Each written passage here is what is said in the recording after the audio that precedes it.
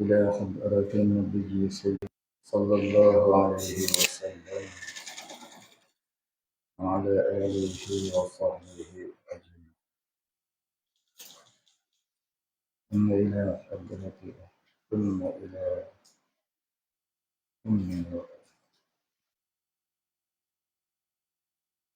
وعلى آله وصحبه وجميع المسلمين والمسلمات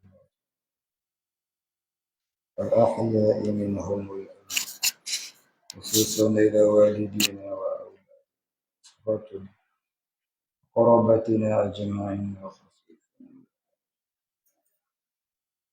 إما في الدنيا وإما وخصوصا إلى سيدنا الشيخ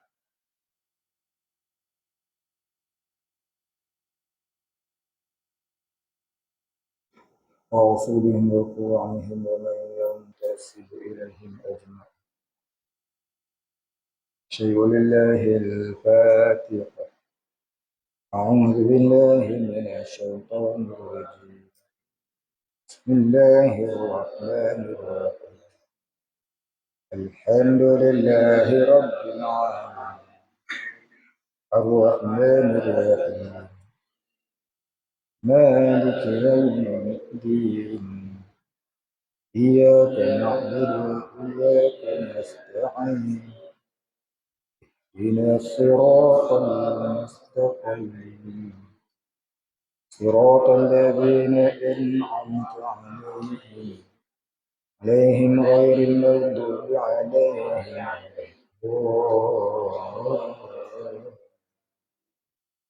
آمين. الحمد لله رب العالمين. آمين. الصلاة والسلام على أشرف الأنبياء والمرسلين. آمين. وعلى آله وصحبه أجمعين. آمين. رب اشرح لي صدري ويسر لي أمري واحلل عقدة من لساني يفقه قولي. آمين. ولا علم لنا إلا ما علمتنا. آمين. إنك أنت العليم الحكيم. آمين. رضينا بالله ربا. آمين. وبالإسلام دينا. آمين. وبمحمد نبيا ورسولا. آمين. اللهم اجعلنا من التوابين. آمين. واجعلنا من المستغفرين. آمين. واجعلنا من المتطهرين. آمين. واجعلنا من الموحدين. آمين. واجعلنا من المهتدين. آمين. واجعلنا من المخلصين الهدين. آمين. واجعلنا من العارفين. آمين. واجعلنا من عبادك الصالحين. آمين. واجعلنا من المتقين. آمين. اللهم أحينا بحياة العلماء. آمين. وأمتنا بموت الشهداء. آمين. اللهم نجنا من القوم الظالمين. آمين. اللهم نجنا من القوم الظالمين. آمين. اللهم نجنا من القوم الظالمين. آمين. آمين يا رب العالمين. آمين.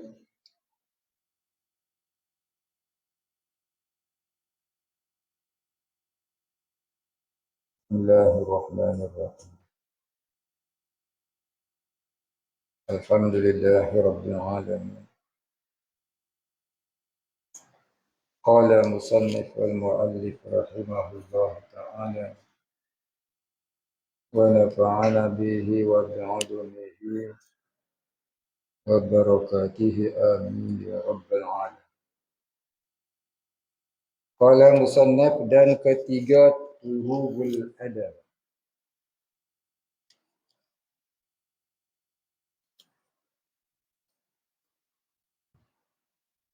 Turubul adam yakni kedatangan adam ataupun kedatangan tiada ataupun musnah. Tengah kitab dia tulis fana fana maknanya binasa. Iaitu lawan bagi baqa. Apa dia baqa? Kekal. Dan keempat, al-mumatsalatu lil hawadith. Dan mumatsalahu, yakni bersalahan. Ini menyerupai. Mumatsaluhu ini menyerupai. Bagi segala yang baharu. Maknanya Allah Ta'ala itu ada keserupaannya dengan sesuatu yang baharu, sama ada zatnya atau sifatnya atau perbuatannya. Maka itu mustahil. Lawan bagi mukhalafatuhu lil hawadith, maka makna mumatsalahu itu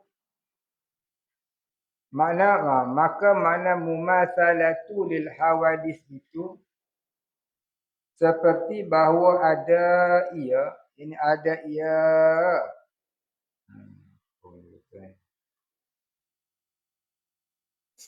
Sama ada ia Allah Ta'ala itu berjirim.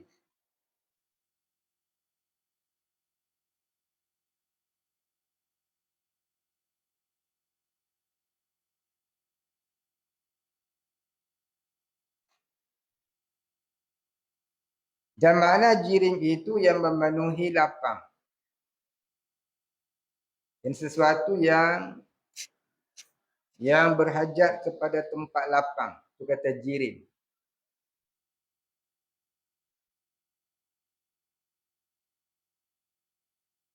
Maka adalah jirim itu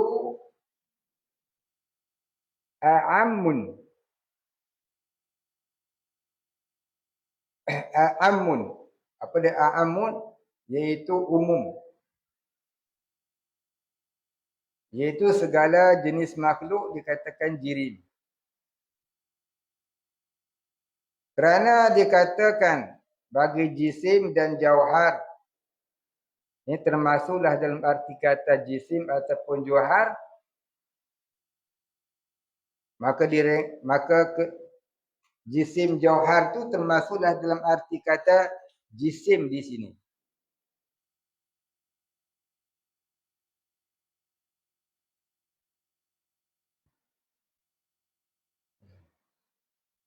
Dan arti jisim itu, ni arti asal jisim itu ialah kerana dikatakan bagi jisim dan jauhar dan maka ada jirim itu a'amun. Mana jirim itu satu istilah yang umum. Kalau asal jirim ni ialah cecair. Lawannya jisim, pepejal. Pepejal tu pepejal. Ajuan tu pepejal. Apa dia?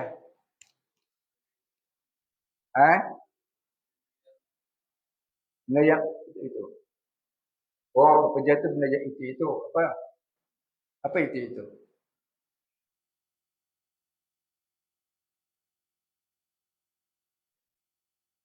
Dia seketul. Macam tai seketul, dia ketul keluar. Buk. Ini seketul pula. Pepejal tu benda seketul. Apa dia pepejal? Pepejal tu. Apa dia pepejal? Sampai tahu. Apa dia? Benda yang bertongkol. Bertongkol, berketul betul lah. Kamu lagi. Kalau ikan, orang bagi ikan tongkol. Orang tak bagi ikan ketul. Jadi potong-potong orang bagi seketul ikan tongkol.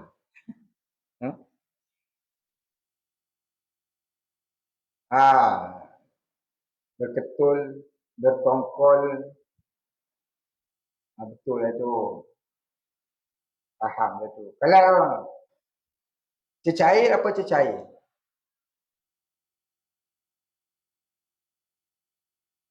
Apa dia cecair? Apa tu cecair? Oh, apa daripada not? Ha?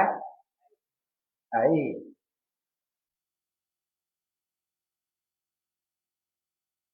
Benda yang berair lah, cair. Seperti molekul air. Ha. Minyak tu cair. Minyak berair.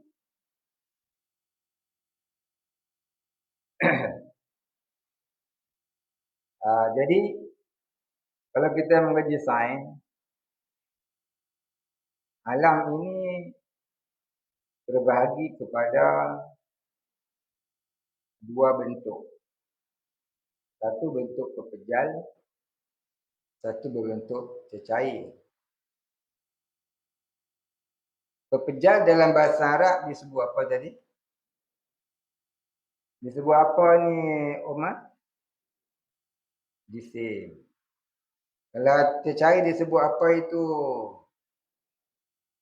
Elman?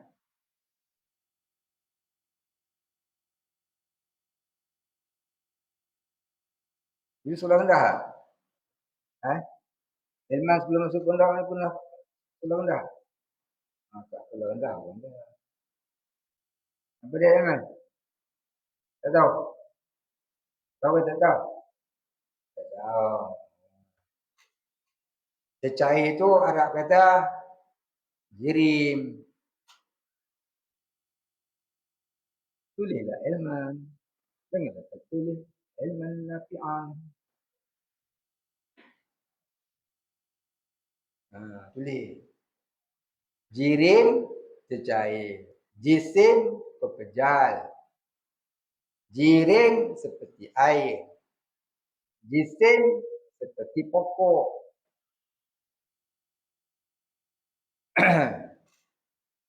Faham? Jadi pepejal maknanya yang bertongkol, yang berketul. Juga kata orang yang berketul.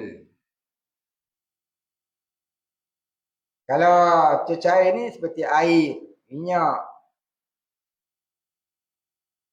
Baik, itu jenis alam yang dikaji oleh sains.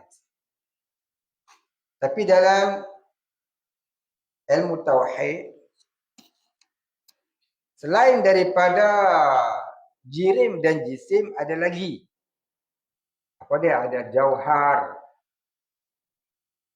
Jauhar ni apa dia? Jauhar ni ialah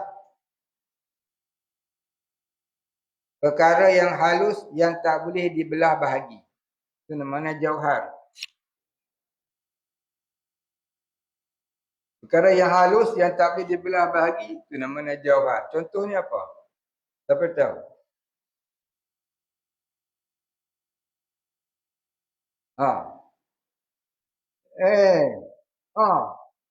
Said Cik. Apa dia Said Cik? Roh. Roh dia tak boleh dibelah bahagi. Kau cincanglah jasad manusia itu berapa juta ketui sekalipun, dia tetap bersatu roh tu dengan ketulan-ketulan jasad yang dicincang tadi. Walaupun duduk di sejuta tempat, roh tetap bersama. Tu kata jasad kau boleh cincang, tapi roh kau tak boleh cincang. Macam kata Bilal, kau boleh cincang tubuhku, tapi kau tak boleh cincang imanku. Dia kena seksa letak batu atas dada. Faham? Bagus. Faham Elman? Saya suka tanya sebab takut tak faham. Ya. Pukul lah mana tahu dia baru agama mari tanya apa ngaji apa? Mengaji tauhid. Dia tanya-tanya apa makna mukhalafatuhu lil hawadis. Dia buh makna Allah Maha Esa. Sudah. Tentu dulu satu orang kawan kita.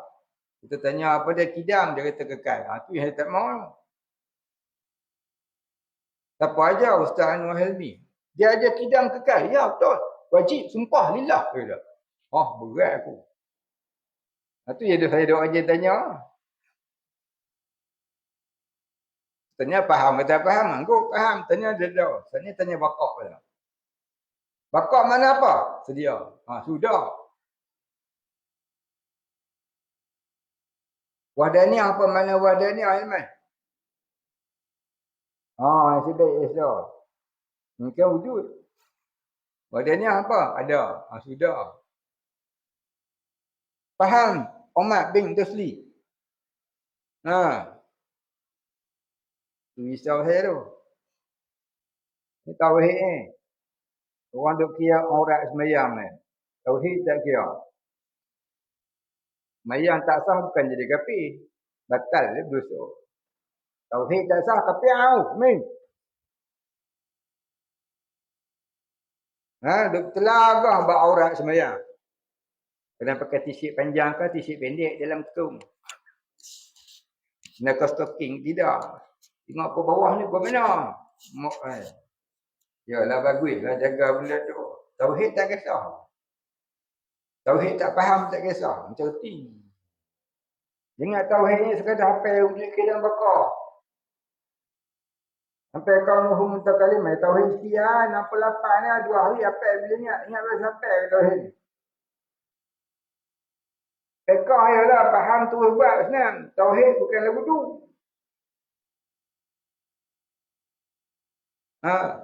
Ni kalau tanya ni tauhid ni nak macam mana? Soalan jawab. Tauhid ni dia kena dia 5 peringkat tauhid. Tauhid ni dia 5 peringkat. Kita duduk peringkat mana? Kita duduk peringkat mana kan? Kita duduk peringkat mana?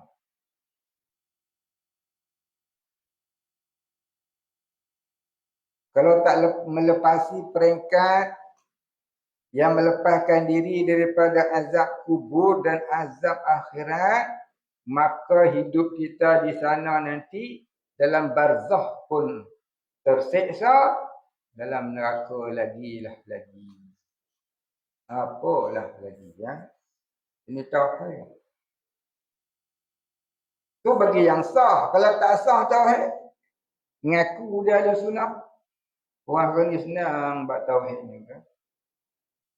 Akhir zaman orang tak nak ngaji tauhid. Kita apa? Buat fiqh, aurat lah sembahyang, baguslah tu. Fadilah amal, baguslah tu. Tapi kamu nak sah sembahyang, itu aurat, tauhid tak sah, sahlah sembahyang. Fala tasihhul ibadah illa bima'rifatil ma'bud. Tak sah ibadah melainkan kenal Tuhan yang diibadahkan. Yang tu ada orang cara. Orang tak kisah kan. Ya. Duk cara banyak. Nak cari pahala. Lepas tu bertekak sesama sendiri. Tauhid, mana benda tu. Itulah dia akhir zaman. Orang agama di akhir zaman. Ya, Islamnya tak sampai pun di kerongkongan. Siapa tu? Kita. Apa ni? Saya tak kata kurang, saya kata saya. Umat ya tak umat?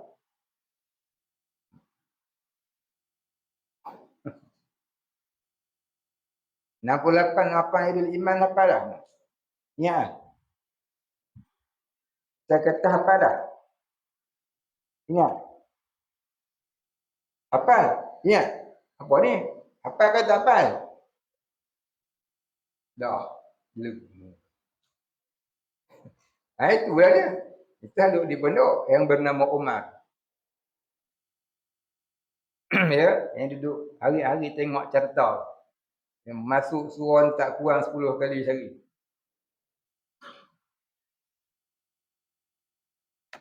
Pun tak hafal. Baru hafal. Belum lagi idrak di mata hati. Belum cerita bab zauq. Belum cerita bab fana. Belum cerita bab majzu. Tauhid itu ilmu idrak. Zauq, fana, majzub. Itu dia 5. Sampai kat mana yang melepasi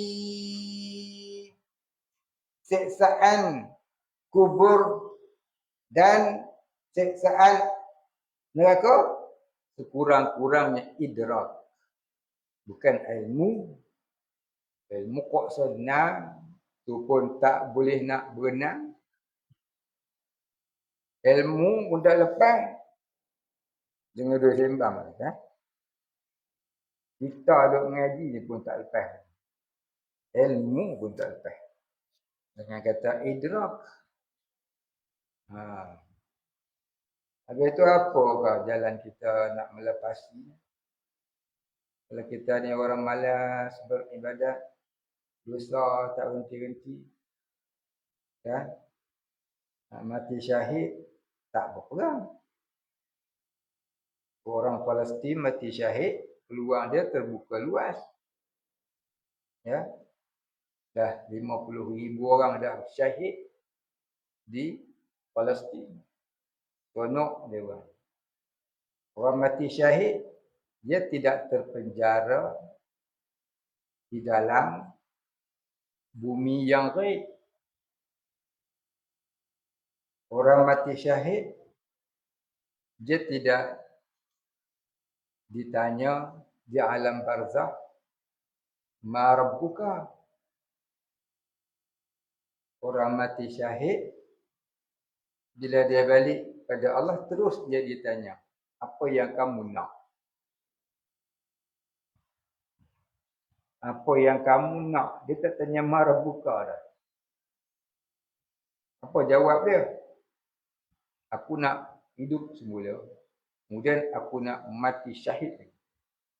Itu jawapan orang mati syahid. Sebab apa lazatnya mati syahid itu? Macam mana lazat dia? Yang kita tahu, kita takut mati. Ya. Lazatnya itu ialah memandang Allah tak kala mati. Tak kala ruh keluar daripada jasad, dia memandang tempatnya di syurga. Lazat memandang tempatnya di syurga itu menyebabkan dia tak mau dah yang lain, nak yang tu.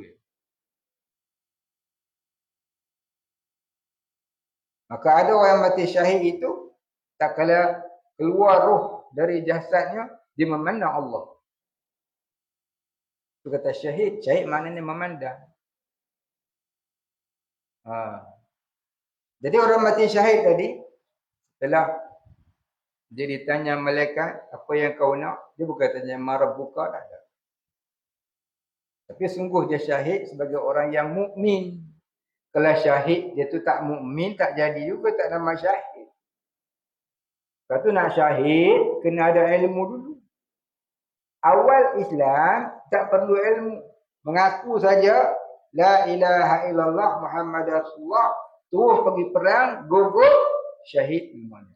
Tapi selepas zaman kegemilangan Islam, nak pergi perang sabilillah, kena ada ilmu dulu. Dia tak macam awal Islam. Faham? Faham tak? Faham lepas. Ilmu faham? Betul ya? Jadi, bila orang yang mati syahid tadi, sampailah dia, selepas dia ditanya, malaikat bertanya Allah, maka permintaannya tu ditolak. Nak hidup semula, nak mati syahid lagi ditolak. Kullu nafsin dha'iqatul maut, sekali ya mati. Maka Allah kata apa? Orang yang, jangan kamu kata orang yang gugur di jalan kami itu sebagai mati. Sesungguhnya mereka hidup di sisi kami. Ya, tak kala itu Allah Ta'ala datangkan seekor burung. Burung tu warna apa? Warna apa? Warna hijau. Jadi kita hidup di dunia jangan tersalah cari warna. Tersalah cari warna, ya, bukan warna hijau di akhirat. Nun warna hitam menyala dalam neraka. Didatangkan seekor burung berwarna hijau. Lalu roh tadi ditempatkan di tengkorak dia. Tenggorokan burung tu. Lalu ia terbang mengelilingi syurga. Dia boleh singgah mana-mana pintu syurga yang dia mahu. Dan melihat-lihat keindahan syurga. Tapi tak boleh merasai nikmat syurga sepenuhnya lagi. Sebab belum sampai yaumul apa? Ha? Yaumiddin. Malik Yaumiddin. Ya betul lah tu. Belum sampai Malik ya. Belum sampai Yaumiddin. Belum sampai hari akhirat.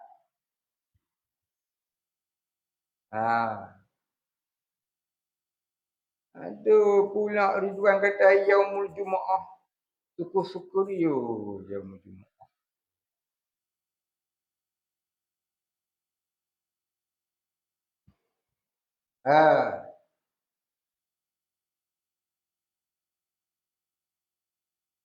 Jadi bila sampai hari kiamat besok, barulah dia masuk dalam syurga tanpa hisab.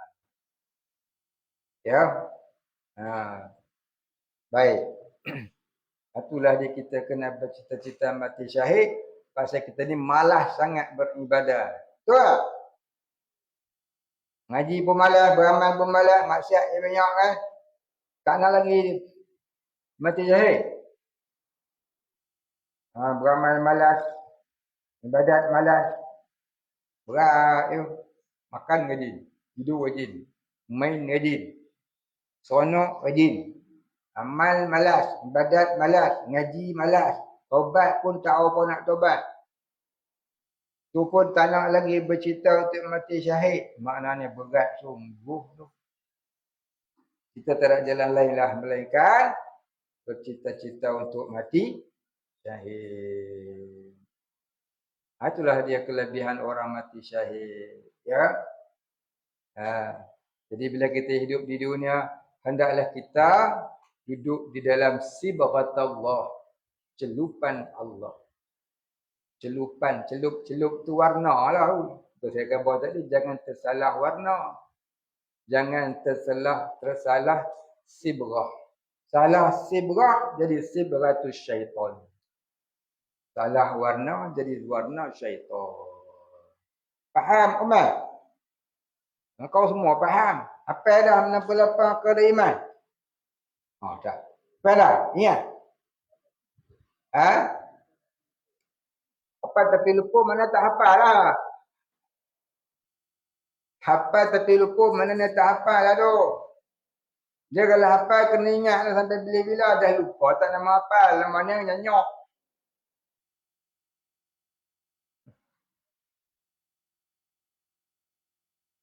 Umur berakhir habis lah.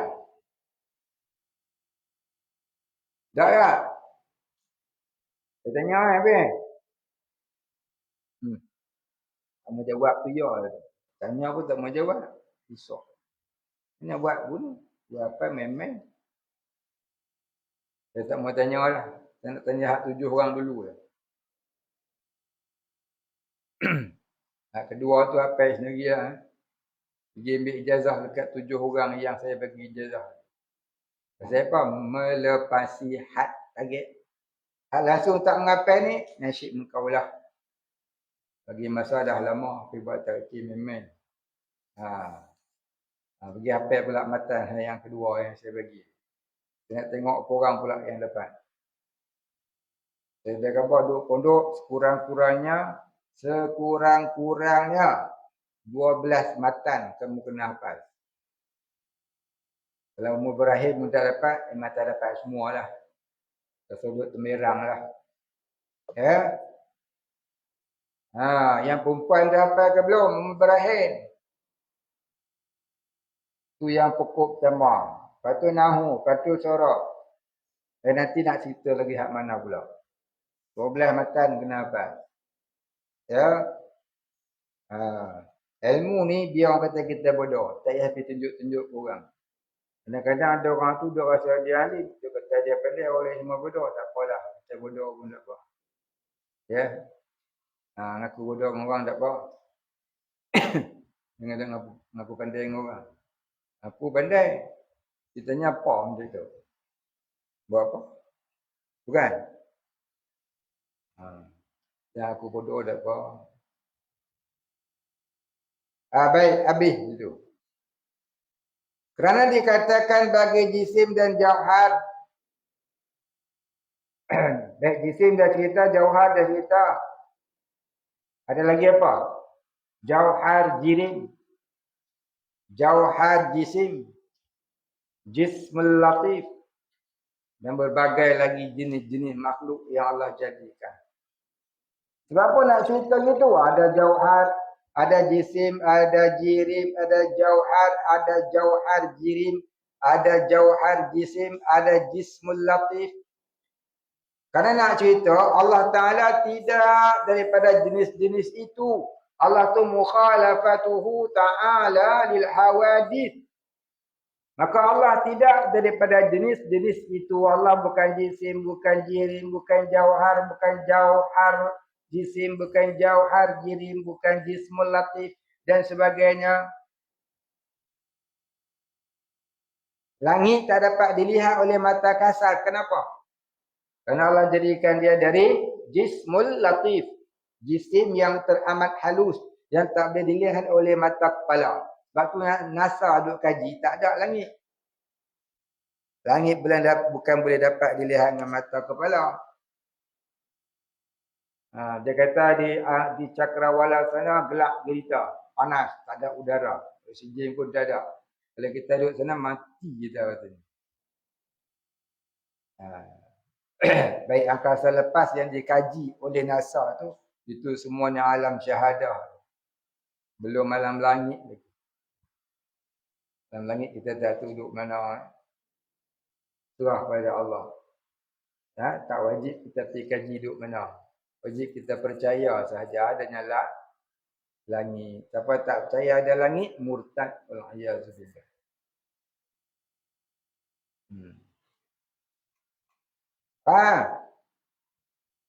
Gua tak faham. Baik, habis kat tu. Baik, maka dia kata, semua tadi tu, jenis-jenis makhluk tadi, disebut secara umumnya jirim. Jirim, jisim, jauhar, dan sebagainya tu, secara umumnya disebut jirim. Selain pada jirim, apa lagi nama dia? Siapa ingat? Kau pun tak ingat? Masya Allah. Ngaji guana. Selain pada jirim, apa dipanggil? Dipanggil apa? Jenis-jenis makhluk. Dipanggil apa? Siapa tahu kat ni? Azim tahu tu. Dia kat dengar dah. Orang lama tahu, orang baru tak tahu. Tu umat paling lama pun tak tahu. Apa dia? Dia.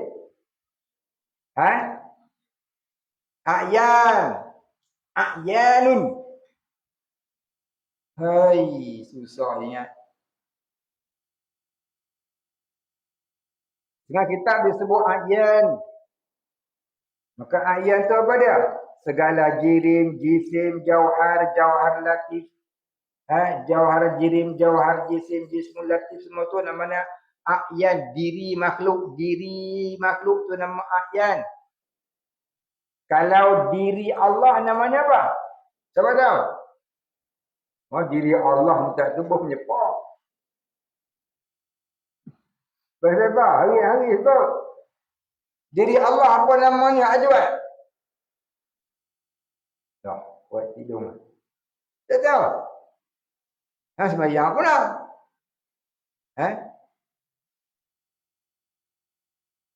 Allah. Tercicir juga. Ni yang dia kata fala tasihul ibadah illa bi ma'rifatil ma'bud ni. Tak sah ibadah. Bukan bab tutup aurat ni bab akidah. Tutup aurat tak apa lagi lah. Baru bersyarat. Semua ibadah tak terima sebab tak kenal Tuhan ni. Diri Allah panggil apa juga? Ha?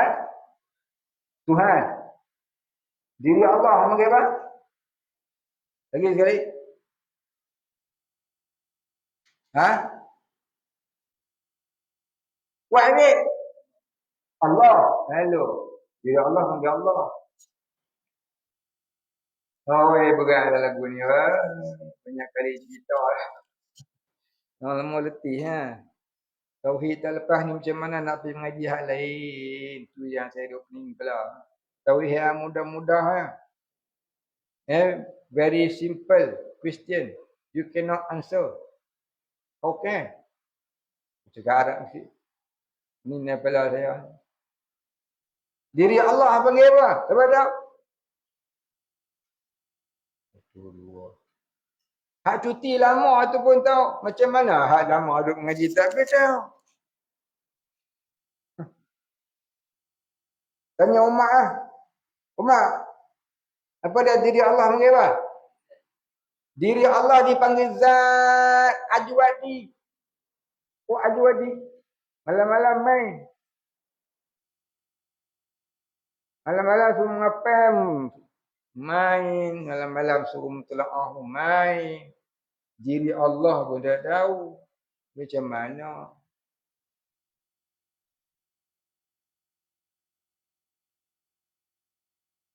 Ni orang tanya soalan. Jawab soalan dulu lah. Tak larat nak tanya budak-budak nak ni. Kau mengapa tak nak? Mengapa? Tanya tak? Baik, dia tanya, bolehkah kita atur masa untuk selawat dan zikir ribu-ribu kali? Di samping itu ilmu fardu ain tetap juga kita mengaji tak tinggal. Atau kena fokus mengaji dulu. Baru boleh amal zikir dan selawat ribu-ribu kali. Terima kasih. Ya, kalau boleh kamu atur, tak apa, boleh saja. Tapi lebih baik kalau fardu ain tu dihadamkan dulu. Sebab apa? Mengaji saja tak diulang kaji, tak dihafaz, tak dimutlaah. Mutlaah pada ulang kaji. Tak dihafaz, nanti dia lupa. Jadi ilmu fardu ain tadi bagi masa. Satu masa ngaji, satu masa mutlaah dan hafaz. Lain pada masa tu, pergilah zikir banyak-banyak ribu-ribu tak apa. Pasal apa? Pasal ilmu tadi bukan semata-mata ngaji. Tapi hendaklah diingat. Dihafaz. Ilmu kena hafaz. Ilmu hendaklah dihafaz. Ilmu itu nak dapat ilmu kena ada 7 mim. Yang pertama apa dia? Mutala'ah. Kena mutala'ah ulang kaji. Kemudian muraja'ah. Ni rujuk kitab-kitab yang lain sama. Yang ketiga musa'alah. Apa dia? Tanya. Tanya. Kalau tak faham, tanya. Lagi apa dia? Muzakarah. Muzakarah apa? Bincang dengan kawan. Jangan duduk menyembang. Letak kitab atas meja tu sembang bab biji. Tahulah aku dalam budak ni. Hei, dah. Letih. Kemudian apa dia? Mujadalah. Apa mujadalah? Berdebat. Adakan perdebatan. Bila satu hukum tu agak bercanggah-canggah kata ulama. Mana lebih tepat? Kemudian muhimmah. Apa muhimmah? Kena ada semangat. Dan yang ketujuh mudawamah. Apa mudawamah? Kena panjang masa. Tak boleh ya Ustaz 24 tahun tak? 5 tahun boleh tak? Tak boleh. Ada orang alim 5 tahun mengaji lah. Minyak ni 3 tali. Sekolah rendah, sekolah menengah. Sekolah menengah ya 5 tahun dia. Form 1 sampai Form 5 dah balik 3 kilang. Aku pandai masuk universiti. Sampai PhD. Form 7 tahun dia. Tak mengaji pondok kena 20 tahun. Mengaji pondok kena 20 tahun. Untuk saya kata sekurang-kurang 23 tahun kalau nak alim. Kalau macam saya ta'lim lah mengaji tak sampai tak apa hari saya ngaji. Saya ngaji tak lama apa hari. Tu ta'lim. Ya. Ha. Ngaji pondok kena lama. Mak nak ngaji apa lama mak? Ha? Apa sengih-sengih je buatlah. Sengih-sengih. Mak? Berapa lama saya tanya, mak nak ngaji berapa lama?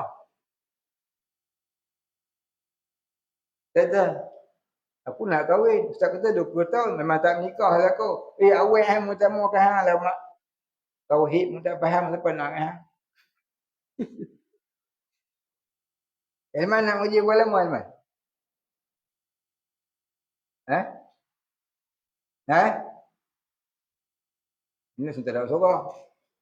Dia lah itu ada kawan. Sorang dia lah. Tadi saya cakap, perempuan 23 tahun. Orang dulu dah kahwin pun pergi mengaji lagi. Tu cerita dah. Dah kahwin, mengaji lagi. Dah balik, dah kahwin. Bawa pula bini pergi mengaji lagi kat Mekah. Saya ada satu orang kawan. Anak dia dah kahwin dah kat Malaysia. Bawa bini pergi ngaji kat Yaman. 12 tahun dah kat Yaman. 12 tahun kat Yaman. Dulu kat Malaysia 9 tahun. Berapa lah? 21 tahun. Lagi 2 tahun alim dia. Allah ya. Semangat tu dia. Kalau mari-mari pandai ustaz di pondok ni patut. 5 tahun dia. 5 tahun tu butik kuku. Butik kuku ilmu pun tak ada. Habis ni dah 3 tahun, 2 tahun pun. Tafa'alai tafa'alu pun tak ingat. Tafa'alai tafa'alu tak tahu. Bahulunya. Di mana nak jadi? 2 tahun lah. Itu benda yang setahun saja. Mudah-mudah tahu macam mana. Kaman. Ngaji nak ngaji betul mak? Tak mau jawab. Susah. Tanya siapa? Saya engkau nak ngaji, entah nak ngaji apa tahu saya?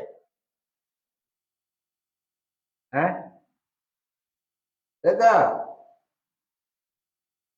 Kita kena azam, aku nak mengaji kurang-kurang 23 tahun. Sama lama dengan Nabi menyampaikan dakwah Islam selama 23 tahun. Atau sekurang-kurang nak mengaji 23 tahun. Azam dulu, azam. Kita azam tu dapat pahala. Cik dia, kan dah dapat lama lah. Walaupun tak terbuat, dapat pahala dah azam. Azam aku nak mengaji kurang-kurang 23 tahun.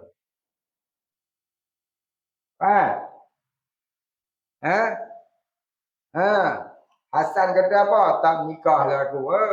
Memang hantar yang nikah lah. Siapa nak kat Hasan? Mata dah rabun. Macam saya ke? Siapa nak? Saya beranak kahwin lah Hasan. Saya beranak kahwin Hasan. Han bukan Hasan pun. Siapa nak kat Han? Ni umat. Ingat pasal Hasan dengar? Kemana ingat Hasan dengar? Siapa nak kat Han?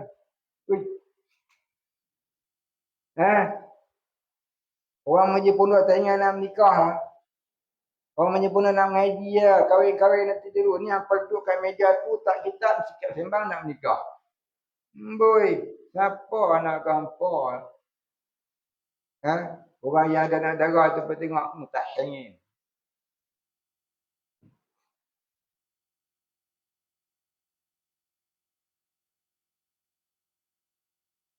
Zaman mengaji, dia nak mengaji. Jangan duk fikir nak nikah. 7 tu ingat. Tulis lah 7 mim. Tulis dah lagi. Ilmang nafi'ang. Tulis lah. Ingat. Kena ingatlah 7 mim tu. Dah buat mana? Baik ni yang bertanya tadi ya. Jadi, bila kita mengaji, ni yang bertanya tadi, di samping kita belajar, jangan belajar saja. Kena pula buat 7 jadi tu. Lain pada masa tu tak apalah kita nak zikir ribu-ribu. Sebab ilmu ni kena ingat. Bukan dia ngaji saja. Ya. Baik. Kena hafal, kena ngaji. Kalau tak ada masa zikir, melainkan mengaji. Mengaji tu dulu. Zikir tak payah. Zikir sunat-sunat tu tak payah lagi. Ya. Pasal apa? Pasal ni gini. Dengar sini molek. Ya. Berfikir kepada yang sunat satu saat, pahalanya macam setahun amalan sunat yang tidak berhenti-henti.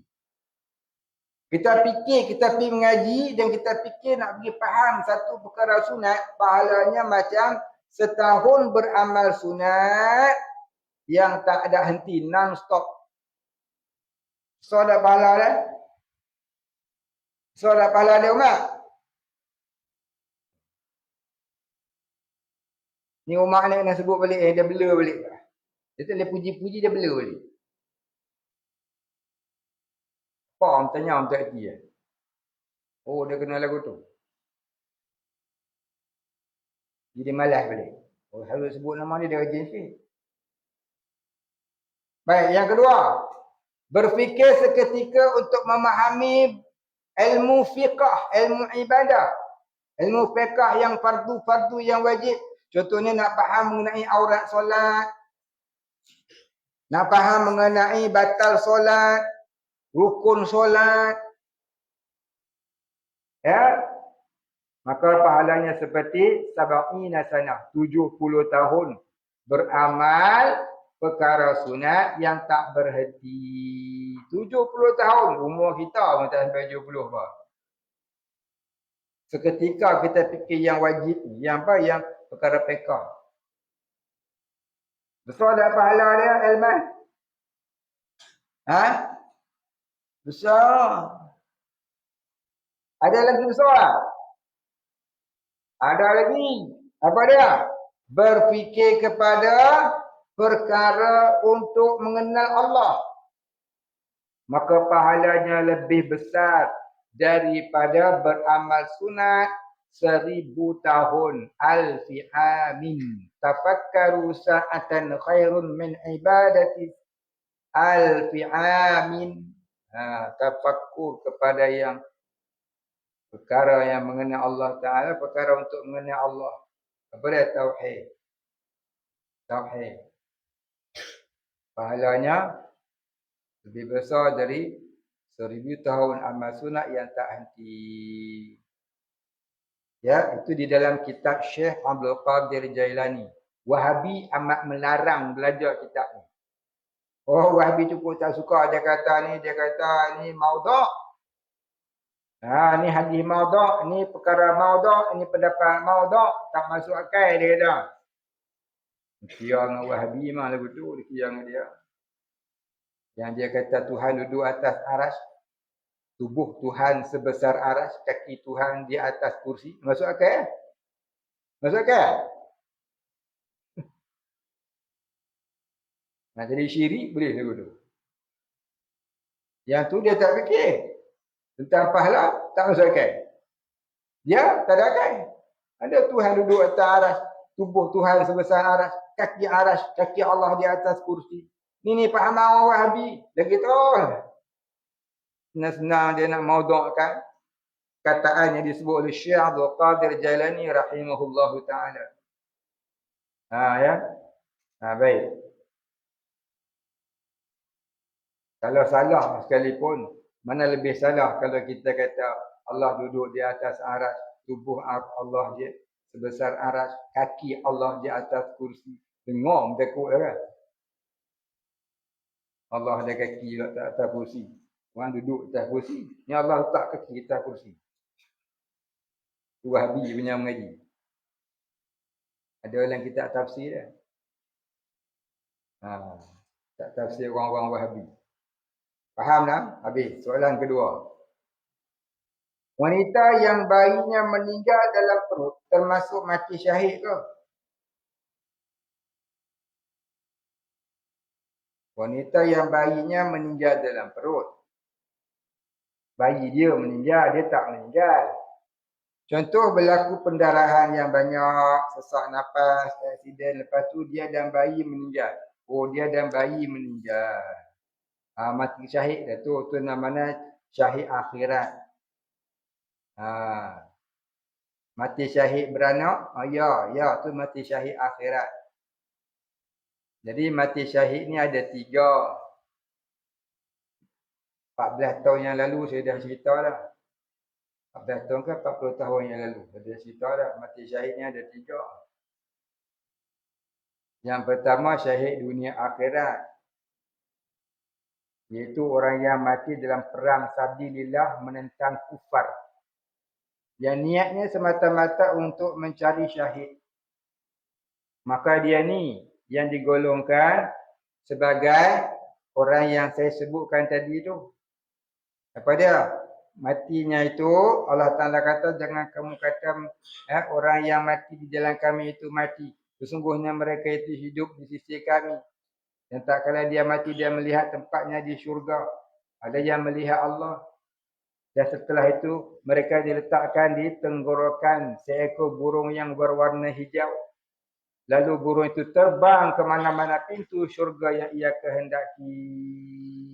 Ini ada di dalam hadis Nabi. Ada di dalam hadis Nabi, dia tak terpenjara di alam barzakh. Ya, tempatnya mulia. Yang ni. Tapi kalau mati kemalangan, mati beranak, mati apalah, mati terbakar, mati lemah, mati kena bunuh dengan penyangak. Lagi apa lagi? Mati aksiden, mati disambar petir. Itu mati syahid akhirat.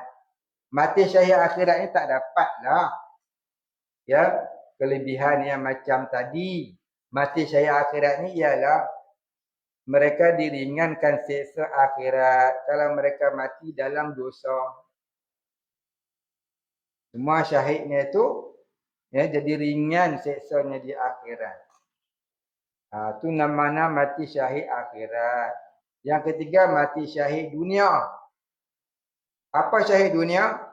Syahid dunia tu gini, orang yang berperang fi sabilillah, dia duduk di sebelah kaum muslimin, berperang dengan orang kafir, tapi niatnya untuk mendapat harta ghanimah.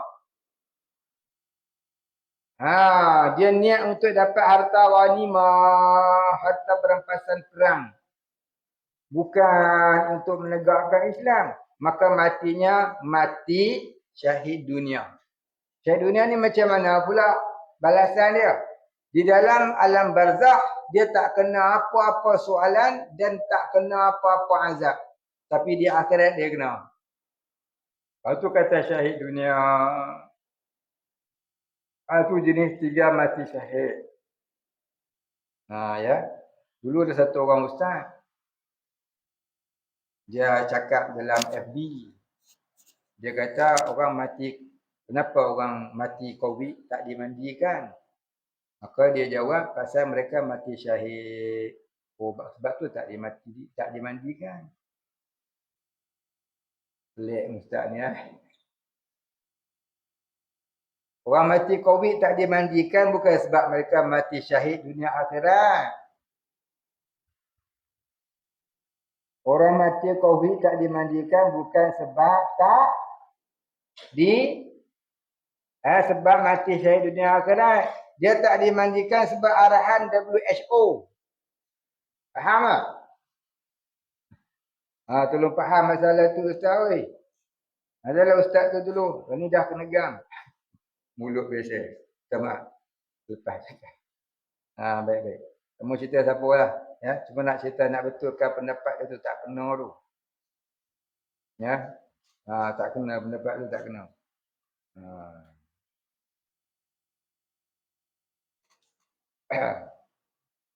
Okey, baik yang bertanya, begitulah soalan jawapan yang saya tahu, kita tanya orang lain pula.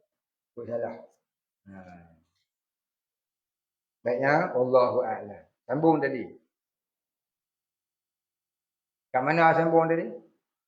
Jadi, diri makhluk namanya jirim. Ataupun dalam istilah lain disebut yan. Diri Allah disebut zat.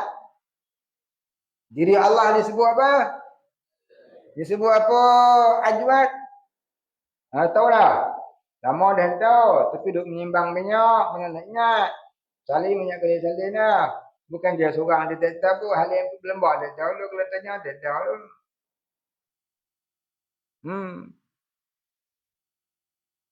Baik lah. Habis. Baik. Yang ada di zat Allah disebut apa? Sifat. Yang ada di diri makhluk disebut apa? Arad. Faham. Kalau disebut Allah, diri Allah zat. Yang ada di diri Allah itu sifat. Diri makhluk disebut a'yan. Yang ada di diri makhluk disebut arad. Ingat tu. Ingat. Siapa tak ingat? Ingat-ingat elok-elok lah. Kita mau cerita lah. Tanya tak dapat lagi tu. Itu kata mukhalafatuhu lil hawadis. Allah Ta'ala tak suka dengan makhluk. Dengan baru. Dirinya disebut zat. Diri makhluk disebut a'yan. Suka? Suka? 5 orang yang faham yang dengar. Yang tak dengar ke tak faham saya pun tak tahu. Baik, habis. Bila nak habis hitam ni tak tahu. Habis hak mudah-mudah tanya, mudah boleh nak ingat, tak boleh nak faham. Memang tak habis lah kitab ni. Habis mengaji lah. 5 tahun tak habis lagi kitab ni macam ni gaya. Tanya tetap. Belum buat ujian ni, buat ujian kosong ke 100.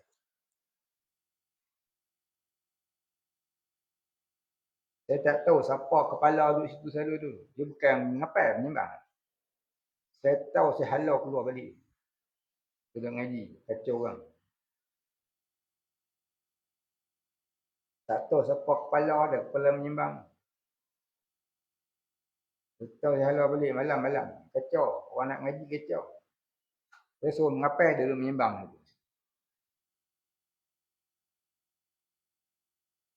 Itu bila kita tanya, tak tahu. Saya nak ubah lagu mana? Macam mana nak pergi cepat ngaji lagu ni? Mudah-mudah tanya pun tak boleh nak tahu. Tak tahu. Diri Allah pun tak tahu nama apa. Itulah dia, berat tak berat. Ikutlah cakap. Time ngapal, time berzakarah, time menyembang pun menyembang lah. Ini semua tak lepas. Kau gotong royong kerja tak habis. Bakar sampah pun tak habis. Kau bakar, kau dah pedang. Kau bakar, kau dah pedang. Sampai saya kena turun, dia ajar bakar sampah. Bakar sampah. Kau dia tak hati mengaji bakar sampah, dia hati bakar sampah, dia hati. Maklumlah anak Florida kan. Duduk Florida lama, saya balik cepat. Tidak lah. Nyelam habis. Umat Carolina. Lama sangat duduk Carolina kan. Bakar sampah, tak hati mak lah. Saya balik cepat umat. Tidak lah. Tenggelam habis.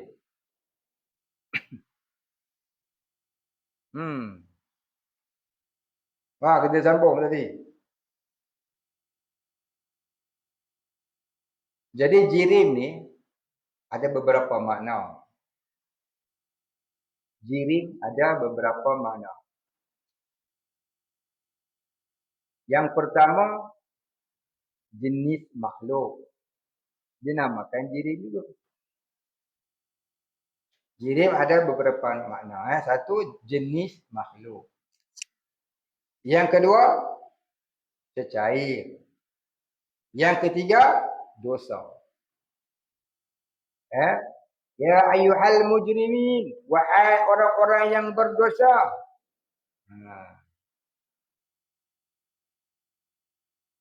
Ya ayyuhal mujrimun. Wahai orang-orang yang berdosa. Al-mujrimuna ketika rafa'. Al-mujrimina ketika nasab dan jar. Ya. Jadi jirman. Maknanya apa? Orang-orang yang berdosa. Boleh juga dengan mana orang berdosa. Orang-orang zalim. Orang-orang zalim pun disebut jirman juga. Jirmun. Faham? Dia serupa. Bunyi dia lain. Macam rijalun dengan rijlun. Rajulun dengan rijlun. Rajulun apa rajulun?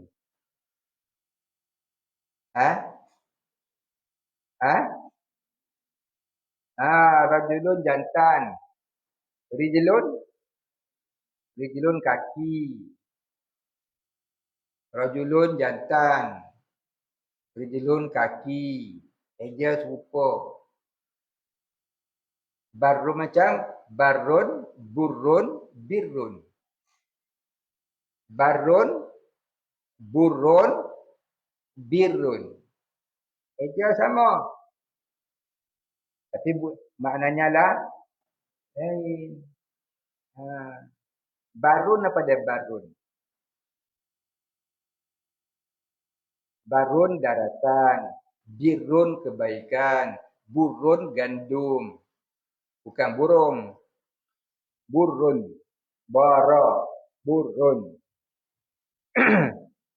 Baik. Kita sambung tadi.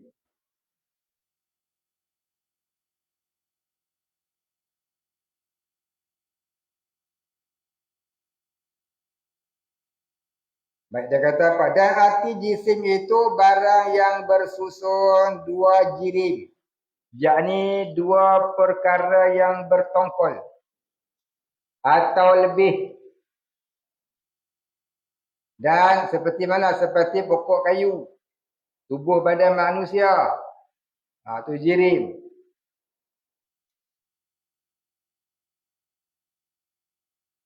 Apa dia nak di sini ni?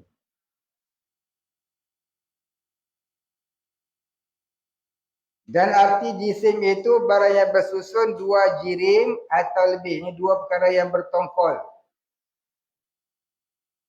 Dua jenis ya.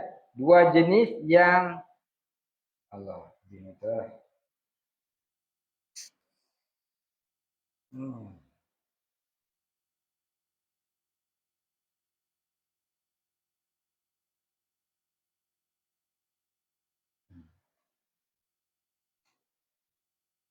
Dan arti jisim itu barang yang bersusun dua jirim. Ini dua jenis ataupun lebih. Macam tubuh kita lah. Macam-macam ada. Daging ada, urat ada, tulang ada. Dan mana jauhar yang tiada menerima suku-suku. Yang tak menerima belah bahagi. Tak menerima suku-suku yang tak menerima belah bahagi. Tak boleh dibelah bahagi. Dan tidak dapat dibahagi-bahagi. Tak boleh dipotong-potong halus. Tak boleh. Artinya tiada Allah berjirim. Yang mengambil kadar lapang. Maknanya Allah Ta'ala itu bukan jirim, bukan jisim. Yang mengambil tempat lapang. Yang mengambil kadar lapang. Yang perlu kepada tempat lapang untuk ia wujud. Maksud tempat lapang ni apa? Ruang. Ruang kosong. Macam Omar duduk di situ. Dia perlu ruang kosong. Orang lain tak duduk dah. Nak duduk sebelah dia boleh. Duduk atas dia tak boleh tak? Boleh. Duduk tempat dia tu tak boleh. Itu kata ruang lapang. Allah tak perlukan ruang lapang untuk ia wujud. Makhluk kena.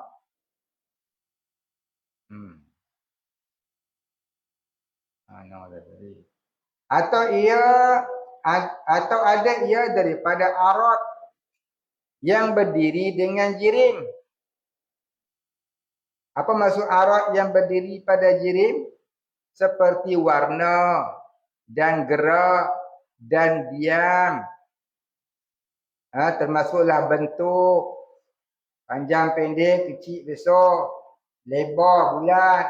Bentuk tu pun namanya arad. Iaitu sifat yang sabit bagi yang baru. Ini sifat yang ada menumpang pada diri makhluk. Yang lebih atas zatnya. Yang yang menumpang atas diri makhluk itu. Atau ada ia pada jihad bagi jirim. Ataupun ada pihak. Jihad maknanya bahagian. Kiri kanan.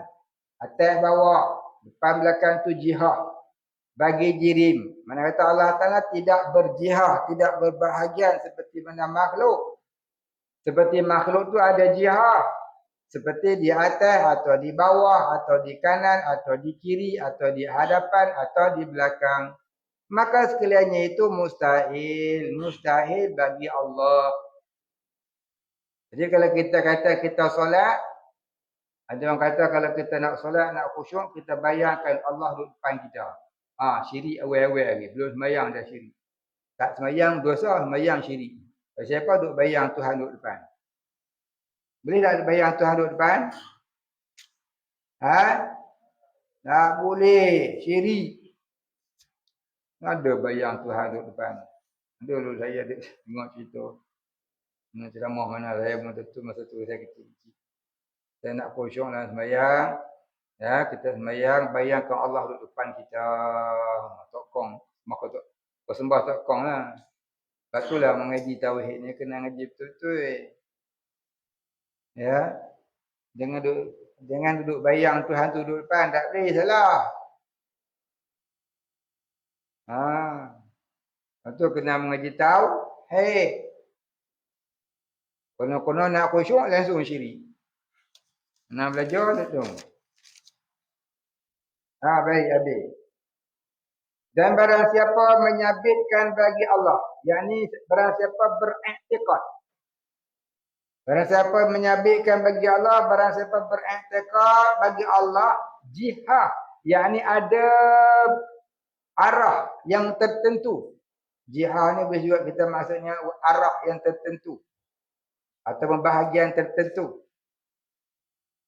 Seperti dikatanya Allah pada langit. Allah duduk atas langit.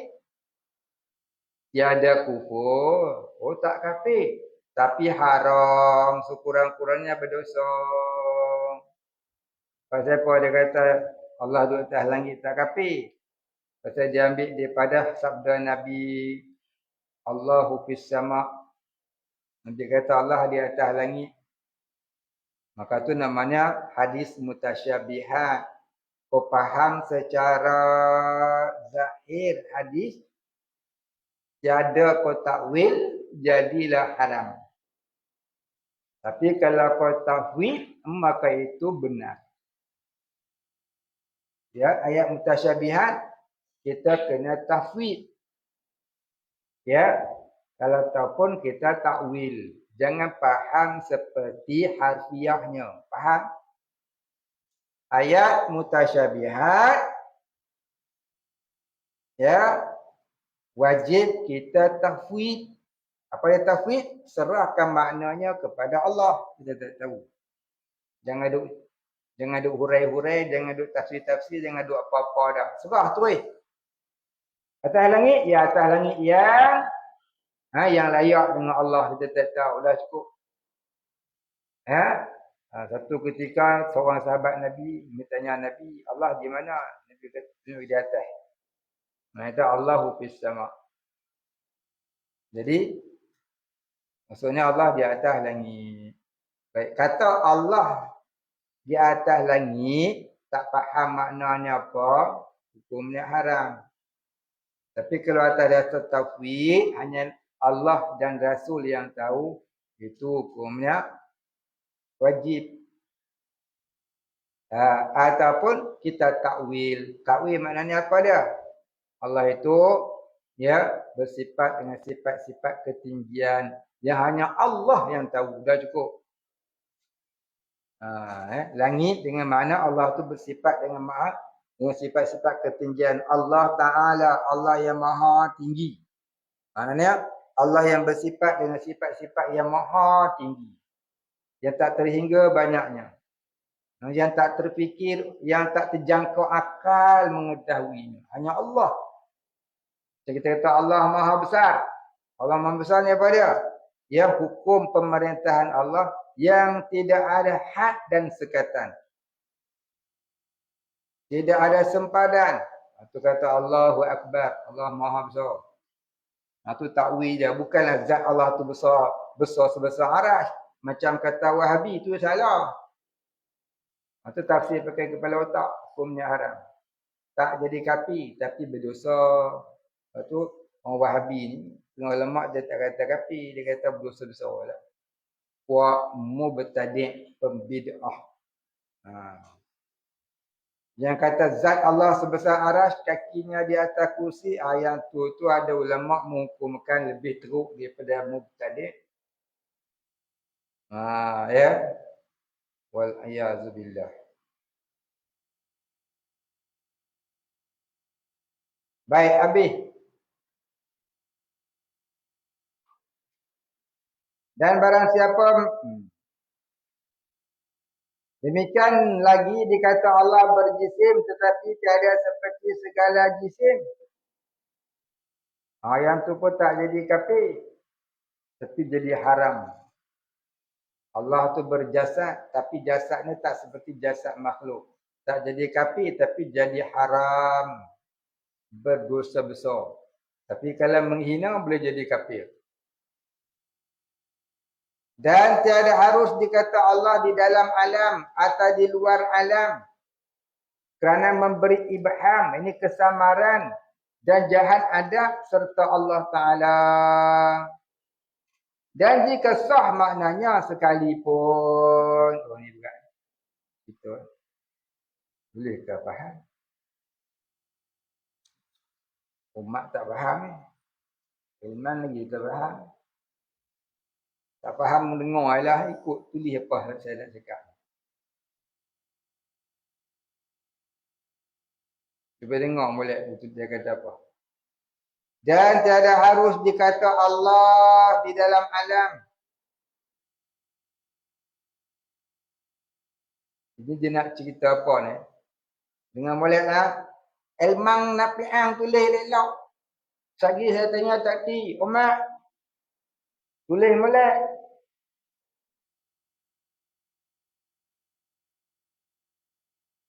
Adua. Tulis boleh. Tak susah nak faham lu. Biar faham boleh saya. Ini perkataan hakikat. Dan tiada harus dikata. Tiada harus ini haram. Dan tiada harus ini haram. Dikata. Ini kita berkata. Allah di dalam alam. Ataupun di luar alam. Kita kata Allah tu di luar alam. Ataupun menyeluruh sekalian alam. Kata macam tu haram. Sebab apa? Kerana memberi ibham. Ini kerana memberi kesamaran faham. Boleh faham tak? Kita kata Allah di luar alam. Allah menyuruh sekalian alam. Boleh faham tak? Samar fahamnya bukan? Allah tu macam makhluk ke? Macam keluarlah perkataan. Allah itu menyeluruh sekalian alam. Tempuh tapi tak sentuh dengan makhluk. Oh, jangan duk sebut lagu tu. Nanti jadi syirik. Tapi orang Sufi ada huraiannya. Cuma tak mahu saya hurai panjang lah. Pasal apa? Diri Tuhan pun tak tahu nama apa. Kau nak cerita lagu ni suka pening. Ambil dobik kecil sudah. Ni kali kita cerita panjang. Tidak faham sikit. Dan jahat adab serta Allah. Jadi jahat adab biadab dengan Allah. Dan jika sah maknanya sekalipun. Ni walaupun betul pengertiannya. Pengertiannya tu betul. Tapi sebab bercakap lagu tu di depan orang awam hukumnya haram. Sebab boleh menimbulkan rasa keliru di dalam hatinya, ibham. Dan boleh menyebabkan jadi sesat barangkali. Ataupun menolakkan ilmu itu barangkali. Sedangkan ilmu itu ada di dalam di dalam pengajian tasawuf batin. Tu dia kata tak boleh cakap. Ya.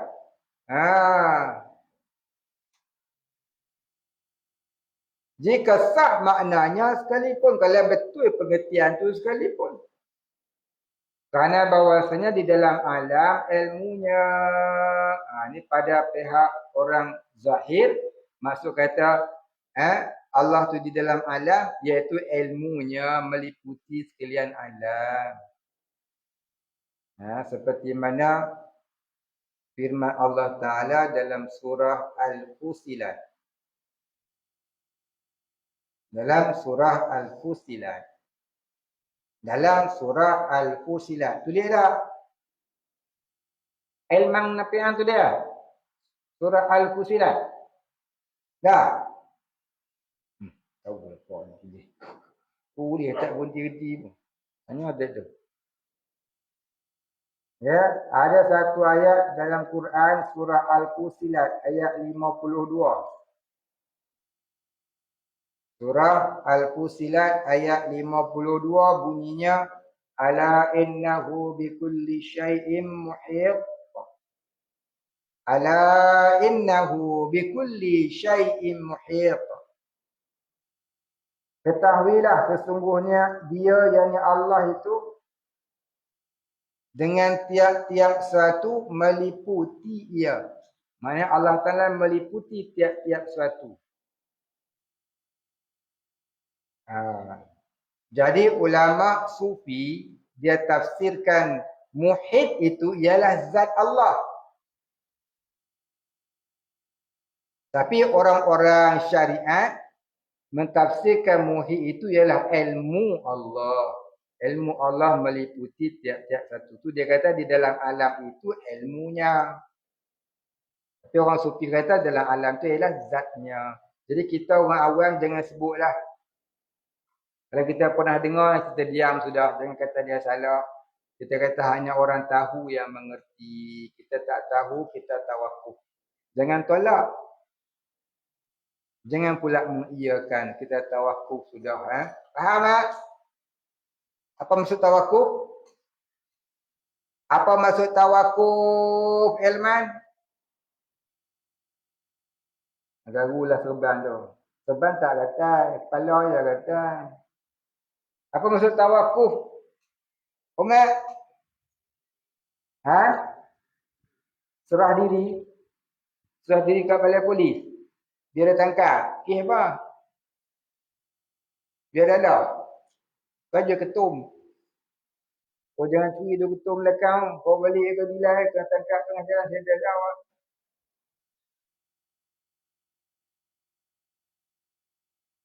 Serah diri pula. Itulah masalah dia. Apa dia tawakuf? Ridwan? Nak kena cek. Tengok cek tu masalah lah. Itu yang nak kena cek tu. Apa dia mana tawakuf, Syed?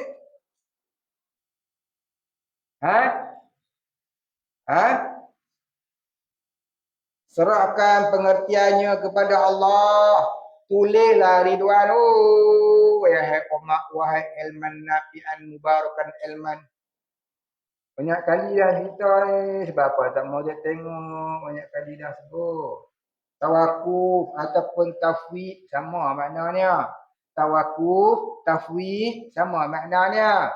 Serahkan pengertiannya kepada Allah. Tu makna tawakuf ataupun tafwid. Faham ilman? Esok tanya tak tahu pula demam. Faham Umar? Tu tak faham, tak ingat pula dah. Lemah jadi. Faham Ajwad? Tawakuf dan tafwid tu lihat. Hal-hal tu saya tak tanya, jangan duduk rasa pandai. Tu Afwan tu. Tanya, kau nak berhenti tu. Tu Afwan. Tu ya? Saja tak mau tanya, pasal bukan tak mau tanya. Dia langsung tak ada suara. Dia tak ada suara. Di sini duduk orang tak ada suara, so tak mau tanya. Tak tanya bukan sebab dia pendek. Sebab dia tak ada suara, sakit kepala nak dengar. Rupanya tak ada suara.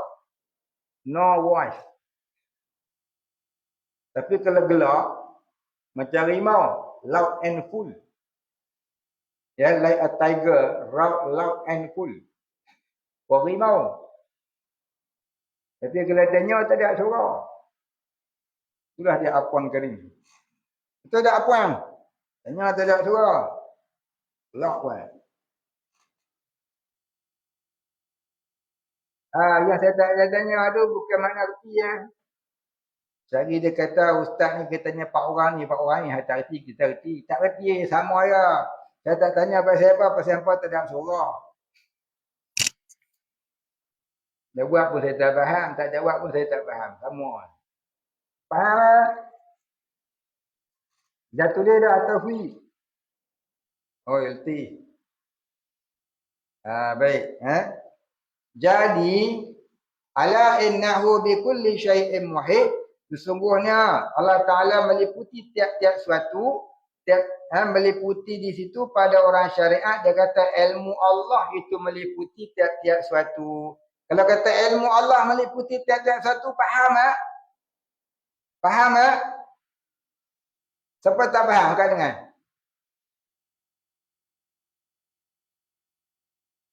Tu dia ada juga ada faham. Apa mengaji dah Allah Ta'ala tu alim. Alimun. Pernah dengar ada Allah Ta'ala tu bersifat ilmu? Pernah dengar ada ni Muhammad bin Zaidi? Tak pernah?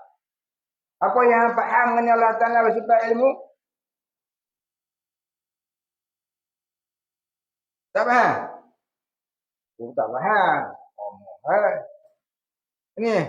Ajuan, apa tak faham bermaksud Allah Ta'ala bersifat ilmu? Oh, tak faham juga. Umat? Oh, letih lagu ni. Lama duduk mengaji, duduk hafal semua, dah tak ingat, tak terfaham-faham Allah Ta'ala bersifat ilmu. Oh, letih dia. Oh. Ni terketahui betul ni. Allah Ta'ala tu ada satu sifat, namanya ilmu. Boleh lah. Maknanya Allah Ta'ala mengetahui segala sesuatu tanpa tersembunyi dari pengetahuannya.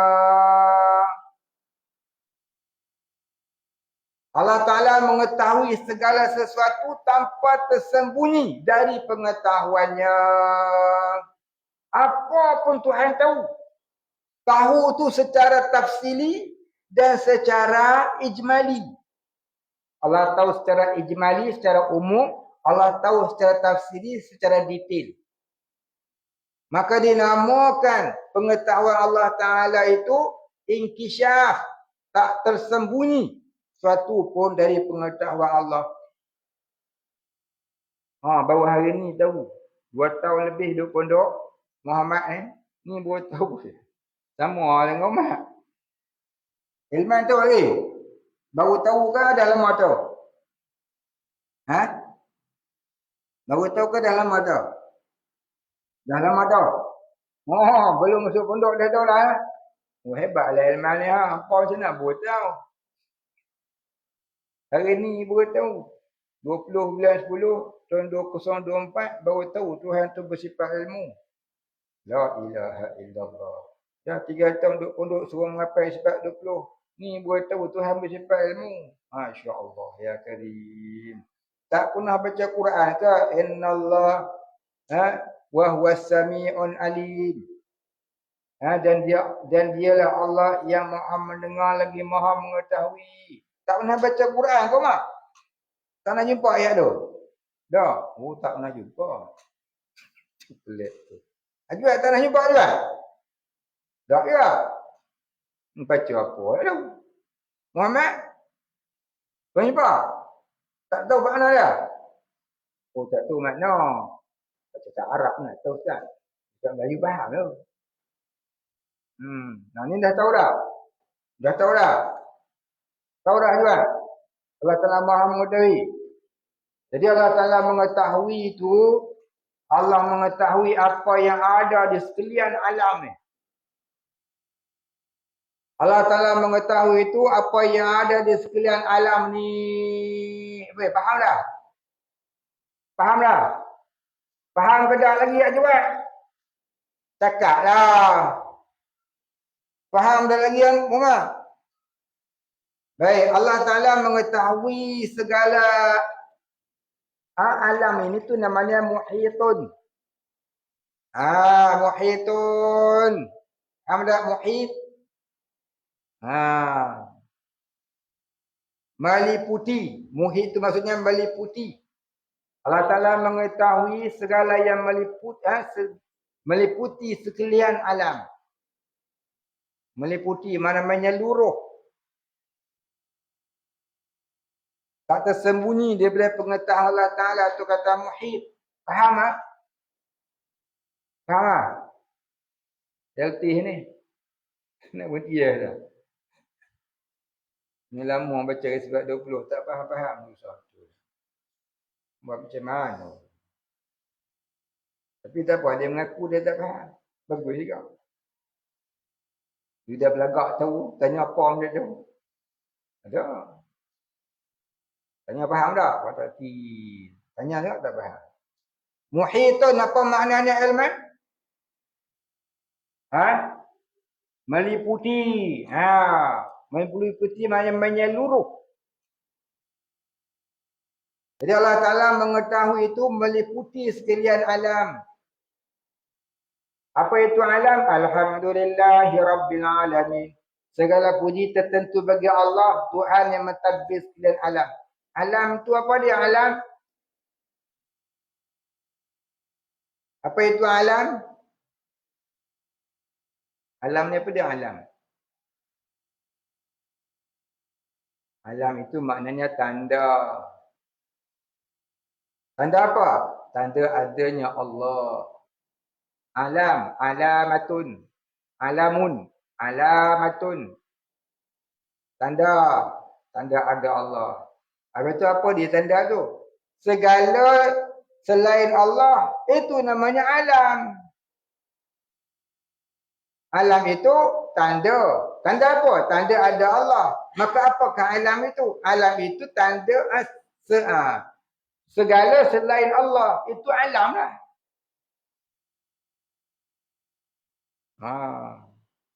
Maka ada alam syahadah, ada alam itu, ada alam ini. Maka alam syahadah dan alam itu, alam ini kata ulama ada lebih 180 alam. Alam syahadah ni baru satu. Ada lagi 179 alam lagi yang kita tak tahu. Allah dua yang tahu. Semuanya alhamdulillahi rabbil alamin. Faham tak? Faham tak?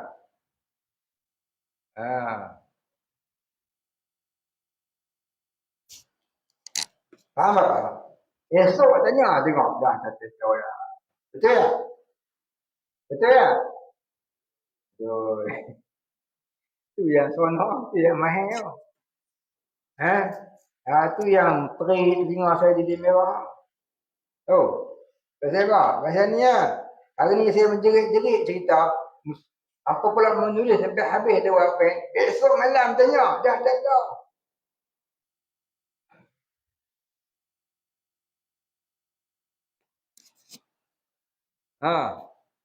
Itu baru hak saya. Belum harus ta'wih mengajar dah. Seni gaya mengaji. Jangan duduk tanya lah. 4 tahun, 5 tahun, 7 tahun tak ada. Paling kurang 10 tahun duduk kat sini. Baru mengaji ni bahasa Malaysia. 10 tahun kedua baru mengaji hak Arab. Tidak mengaji pun buang masa. Apa? Mengaji tak faham. Melayu pun tak faham. Dah. Nabuh makna lagi. Kena buat i'rab lagi. Kena buat baris lagi. Kena translate lagi kan. Lepas tu baru nak hurai. Pun tak tentu faham. Hak bahasa Melayu pun susah nak faham. Betul tak Elman? Habis tu nak ngaji berapa tahun? Paling kurang 40 tahun sampai mati lah. Susah kahwin lah. Susah kahwin lah. Ngaji je lah. Kita ngaji sampai mati. Berapa lah gelaran mati syahid? Mati, ngaji sampai mati. Baiklah. Faham dah Umar? Faham hang. Tu tanya dah tadi. Lagi tidur. Sembang. Baik, habis. Jadi orang-orang sufi, dia kata muhit itu bukan pengetahuan, bukan ilmu, tapi zat Allah itu yang meliputi tiap-tiap suatu. Ala innahu bikulli syai'in muhit. Pada ulama syariat dia kata ketahui olehmu sesungguhnya Allah Taala mengetahui tiap-tiap suatu itu meliputi. Allah Taala mengetahui tiap-tiap suatu. Allah Taala mengetahui meliputi tiap-tiap suatu. Tapi orang-orang sufi dia carahkan macam mana? Dia tafsir zat Allah itu yang meliputi tiap-tiap suatu. Jadi beza dia apa? Orang syariat dia tafsirkan ayat ini ilmu Allah meliputi tiap-tiap suatu. Orang sufi mentafsirkan ayat ini zat Allah meliputi tiap-tiap suatu. Jadi kita orang awam tak faham. Sebab kita tak merasai seperti mana mereka yang dapat darjah musyahadah.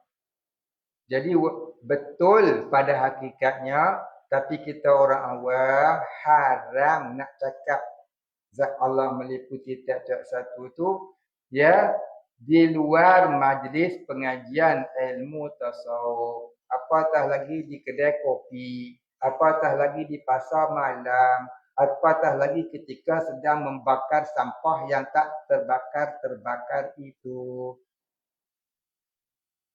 Apatah lagi ketika goreng lauk. Tak bolehlah. Faham tak? Jadi ilmu ini, ilmu orang sufi ini terdapat dalam pengajian ilmu martabat 7. Jadi saya pun tak nak ala hurai lebih panjang lebar. Takut saya yang tersalah. Ya. Jadi kita cuma cerita saja sedikit sebanyak agar faham. Jadi kalau orang kata zat Allah meliputi sekalian alam, maka kita jangan tolak, kita tawakuf pada Allah. Ilmu itu hanya dipaham oleh orang sufi dan ahlinya. Kita orang awam tidak faham. Maka yang kita nak ambil faham apa dia? Yang meliputi itu ialah ilmu Allah. Ilmu Allah meliputi sekalian alam. Maknanya Allah Maha mengetahui sekalian alam. Itu maksudnya, faham tak? Faham lagi? Siapa tak faham? Kat tangan. Kulit pun tak faham jenuh kan? Dan keluar daripadanya dengan bahawa tiada ia daripada jenis. Dan keluar daripadanya dia tak termasuk. Dan keluar dia tidak termasuk. Kalau kita mengaji kita Arab, dia kata wadakhala anzalika. Dan keluar daripada yang demikian itu. Dan keluar daripadanya, dan tak termasuk daripadanya dengan bahawa tiada ia daripada jenis. Maknanya tak termasuk di dalam perkataan alam itu perkara yang bukan daripada jenis. Antara alam itu mesti jenis. Yang bukan jenis tu bukan alam lah. Ayat Allah itu ya zat yang wajibul wujud, yang mukhalafatuhu lil awadith. Selain daripada alam itu namanya selain daripada apa nama tadi? Alam itu ya tanda adanya Allah.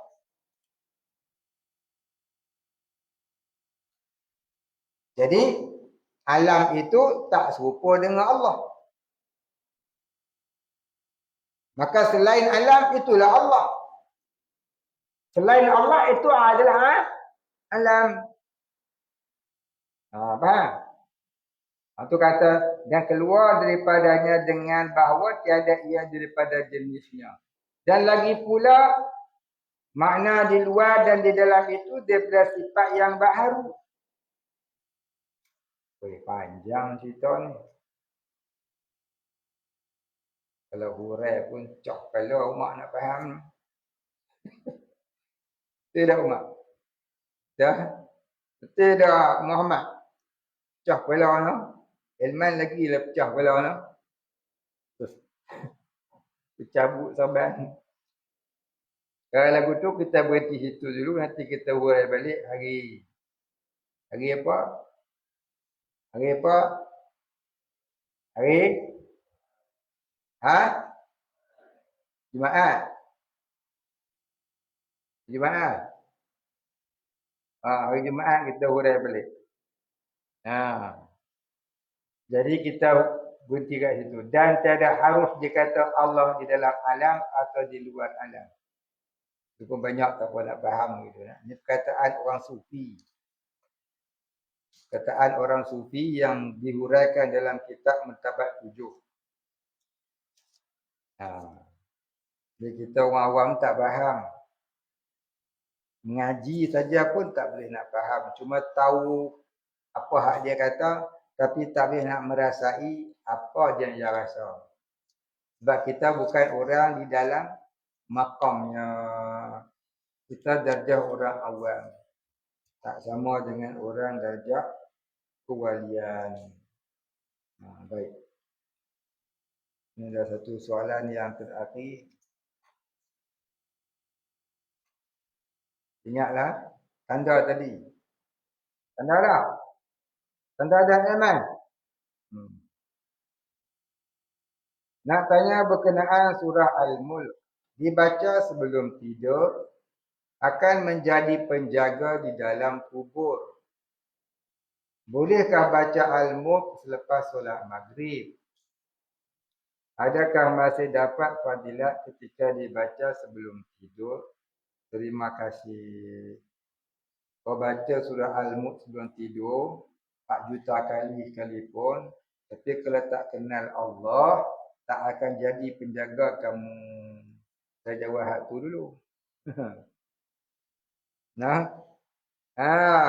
Kamu nak dapatkan fadilat dari yang ampunya fadilat, terlebih dahulu wajiblah kamu mengenal yang ampunya fadilat itu. Barulah kamu akan mendapat fadilatnya. Macam kita kerja dengan satu majikan, kita mesti kenal majikan kita. Mesti pergi interview dulu. Kalau dia kata lulus interview, baru boleh kerja. Dan barulah dia bayar gaji. Tapi kalau kita tak pernah pergi interview, tokenya pun kita enggak tahu, tahu pergi kerja saja. Cukup bulan lagi minta gaji. Dia tanya apa? Lu siapa? Faham ya? Hasan faham? Tak faham? Tak faham? Siapa tak faham? Siapa tak faham cerita saya ni? Siapa tak faham kat dengan? Taklah. Umat faham? Betul? Faham tak faham? Kami faham? Betul ke faham? Saya faham? Faham tak? Tak? Faham tak faham? Jadi begitulah kita nakkan fadilat dari Allah ini. Sebelum kita pentingkan fadilat, pentingkan makrifat dulu. Engkau tidak makrifat, bagaimana mungkin kamu boleh fadilatnya? Faham tak yang bertanya ini ya? Kita semuanya nak fadilat, fadilat.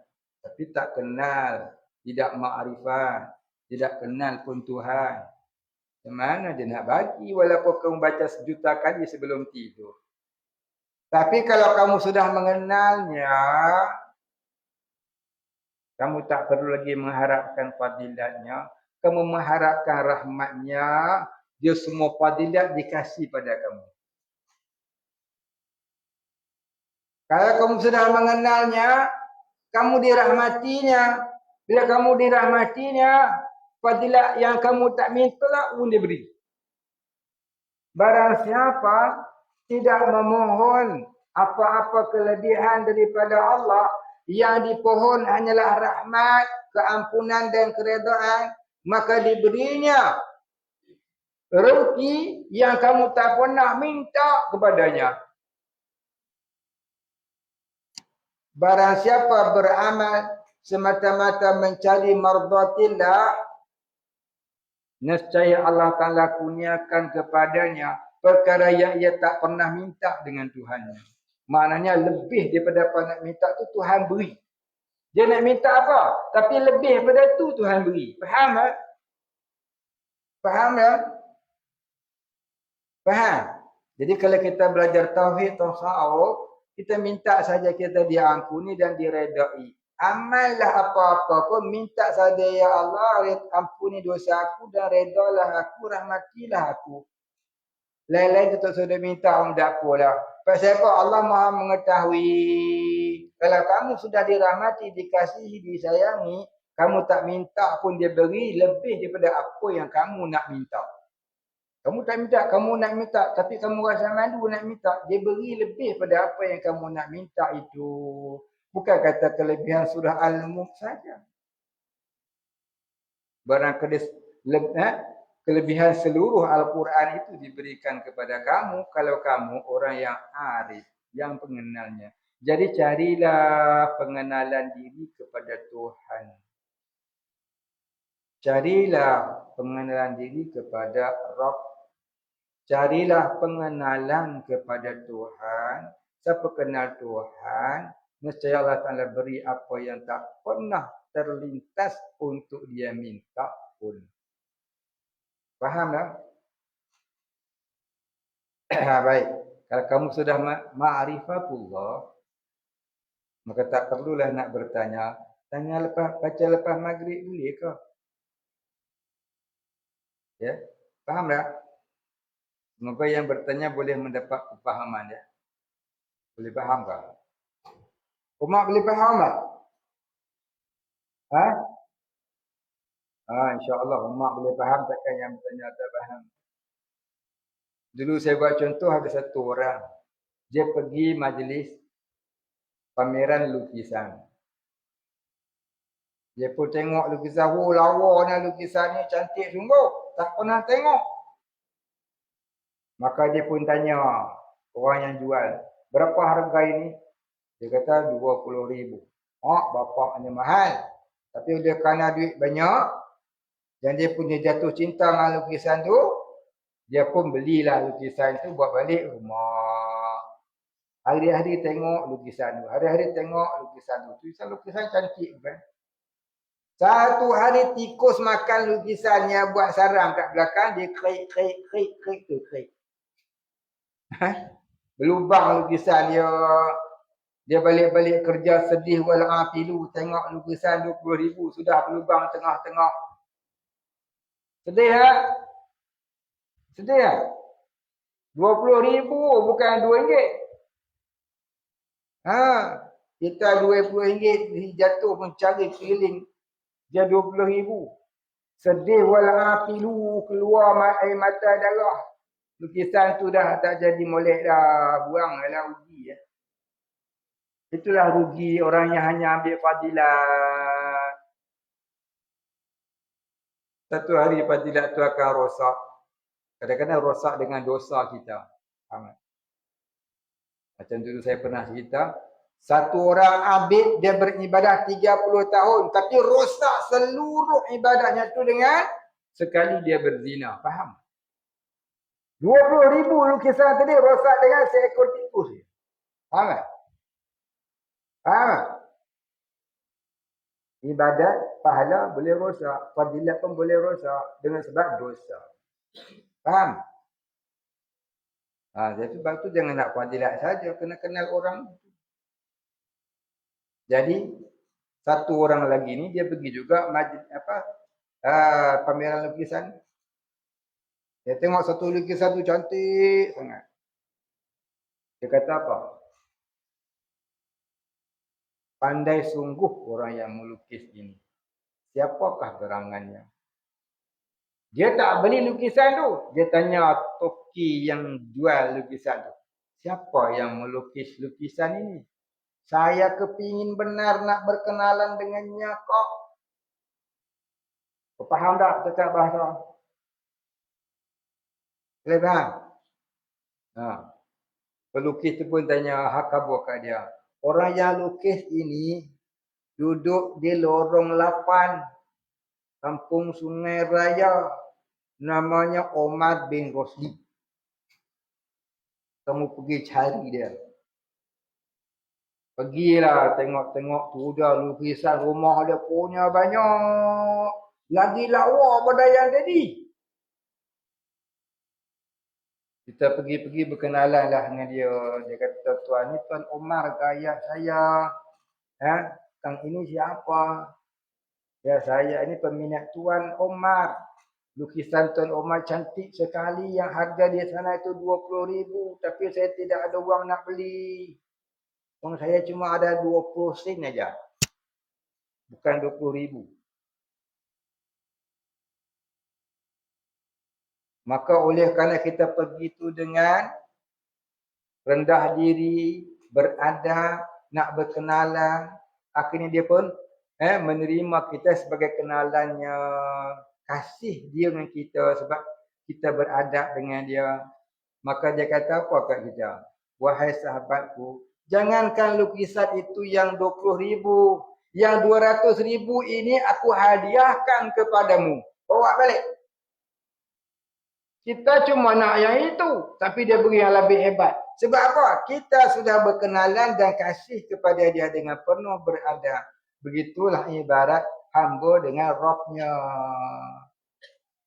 Itu maksudnya kata apa? Kalau kita mengharapkan redha Allah dan kasih sayang Allah, kita akan dikurniakan oleh Allah rezeki pada barang yang kita tak pernah terlintas di hati. Ya, bukan hanya sahabat di kuburan yang memiliki surah Al-Mulk, bahkan barangkali dapat menjadi penunggang kepada burung hijau yang terbang di tiang-tiang syurga. Boleh faham? Ya. Jadi apa juga amalan? Tengok fadilat itu, baca sujahlah. Apa juga amalan, tengok fadilat itu, baca sudahlah fadilatnya, baca sudahlah. Tapi matlamatnya mencari redha Allah dan keampunan Allah, kasih sayang Allah, rahmat Allah. Itu.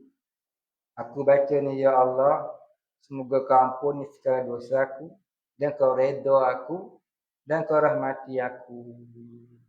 Jadikanlah aku orang yang mengenalmu, ya Allah. Minta yang tu sudahlah. Fadilah itu terpulang pada Allah. Kalau kamu sudah kenal Allah, macam penjual lukisan tadi lah umpamanya. Ya. Maka jawapan saya ini kepada yang bertanya, kiaskanlah dengan soalan-soalan yang lagi akan datang yang seumpamanya. Wallahu a'lam.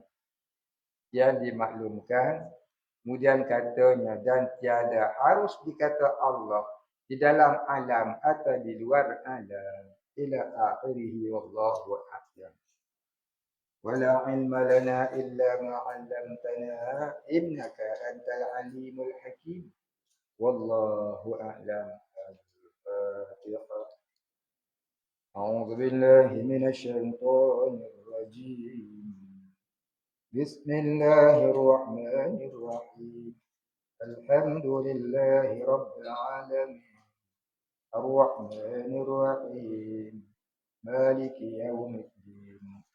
إياك نعبد وإياك نستعين. اهدنا الصراط المستقيم.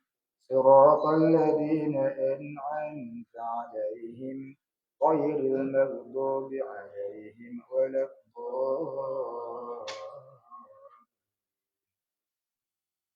بسم الله الرحمن الرحيم الحمد لله رب العالمين صلى الله على سيدنا محمد وعلى آله وصحبه أجمعين اللهم اغفر لنا ذنوبنا وارحمنا وأنت الغفور الرحيم اللهم اغفر لنا ذنوبنا ولوالدينا وارحمهم كما ربيانا صغارا ولمشايخنا وللمسلمين أجمعين برحمتك يا أرحم الراحمين اللهم نور قلوبنا بنور معرفتك يا فتاح يا رزاق افتح لنا فتحا قريبا كما فتحته على أنبيائك وأوليائك وعبادك الصالحين صلى الله على سيدنا محمد وعلى آله وصحبه أجمعين سبحان ربك رب العزة عما يصفون وسلام على المرسلين والحمد لله رب العالمين.